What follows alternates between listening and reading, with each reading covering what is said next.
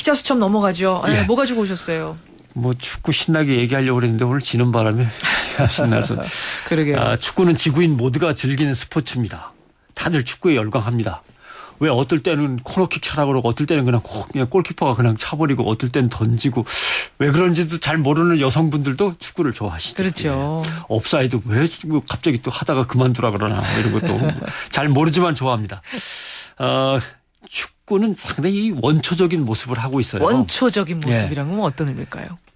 팬티 하나만 입으면 맨발로라도 축구공을 찰 수 있습니다.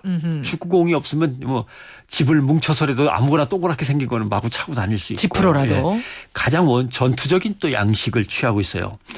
단순한 룰. 예. 그냥 네모난 공간 안에서 마구 뛰어다니면 되는 거고요. 그렇죠. 부딪히고 태클도 막 들어가고 남자들의 몸이 부딪히고 땀이 뚝뚝 듣는 거친 남성성의 발현이 이제 축구의 매력이죠. 예. 본능적이고 원초적인 매력. 야구하고는 또 많이 달라요. 예. 그 축구는 본능과 공격성이 가장 잘 드러나면서 단순하고도 뜨거워서 남녀 모두 관중들의 대리만족이 상당히 강한 종목입니다. 그렇게 우리는 말씀드린 대로 축구에 열광하는 거죠. 예. 할 줄 몰라도 쉽게 빠져듭니다. 그렇죠. 이제 거기에 중요한 것은 정치와 미디어와 기업이 축구 선수, 축구 관중이 자기가 갖고 있는 걸 다 쥐어짜내도록 온갖 화면과 음악과 전설 또 국가주의, 애국심 또 돈 이런 것들을 막 동원해서 그냥 타는 불에 기름을 또 끼얹는 거죠. 그렇죠. 예.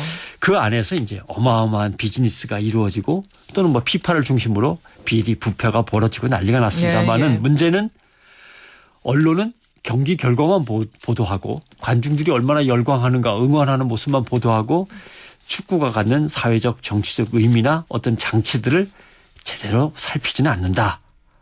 맨날 월드컵 찬미하고 효과만 얘기하지 과연 어떤 문제들이 벌어지고 있는가 이런 건 잘 얘기 안 하죠. 축구에 어떤 문제, 어떤 위험, 뭐 어떤 미래가 자리 잡고 있는지 좀 살펴봐야 된다 이런 말씀이세요? 예, 그런 균형 감각을 사실 미디어가 전해주면서 월드컵도 보고 축구도 봐야 되는데 좀 어렵네요, 이 얘기는. 예, 예를 들면 미디어가 축구에 대한 관심과 축구의 방향에 대해서 균형을 안 잡아주니까 시청자를 그냥 축구 팬으로 만드는 데만 열의를 보이고 있는 거죠.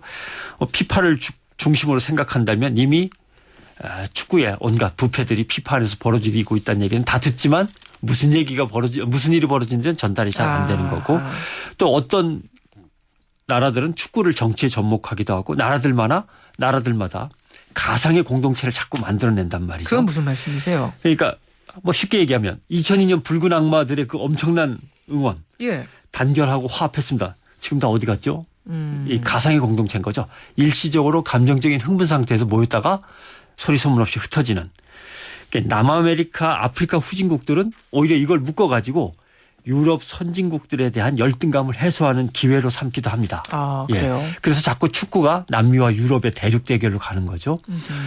또 하나 축구와 월드컵은 정치적이라는 것 이것도 또 문제가 있어요. 정치적이다. 예. 월드컵이나 대륙 선수권 대회에서 성적이 좋으면 집권자의 지지율도 올라갑니다. 아, 이거는 정말 증명이 된 얘기죠. 예. 맞아요. 예를 들면 멕시코 정부 독재로 민중들의 저항이 심해지니까 1968년에 올림픽을 유치했어요. 예. 이거 갖고 안 되니까 1970년에 월드컵을 또 한 번 했어요. 그래요. 이거 갖고도 안 되니까 1986년에 월드컵 또 한 번 합니다. 예. 나라가 거덜났죠. 이거 맞아요. 치르느라고. 아르헨티나 같은 경우도 1978년 월드컵을 갖다가 가난한 가운데 국가 부채가 엄청나게 올라가 있지만 억지로 유치했습니다. 그러나 아르헨티나의 정권에 대항했던 사람들을 가두는 비밀 수용소만 340개가 됐습니다. 그 와중에도 월드컵을 치렀던 거죠. 월드컵으로 그러니까 사람들의 눈과 귀를 잡아놓고 예. 그 사이에 정치적인 무언가를 처리하는 그렇습니다. 것. 가장 사람들이 흥분하기 쉬운 종목 월드컵, 그다음에 누구나 관심을 가질 수밖에 없는 올림픽 이런 것들이 이제 어떤 국가의 집권 세력의 정치적인 이용이 이제 자꾸 되는 거죠. 그래요. 뭐 다시 축구 얘기로 돌아갑니다만 우리에게 지금 중요한 것은 월드컵을 중심으로 국가가 화합되는 그런 공동체일까? 뭐 그것도 좋습니다.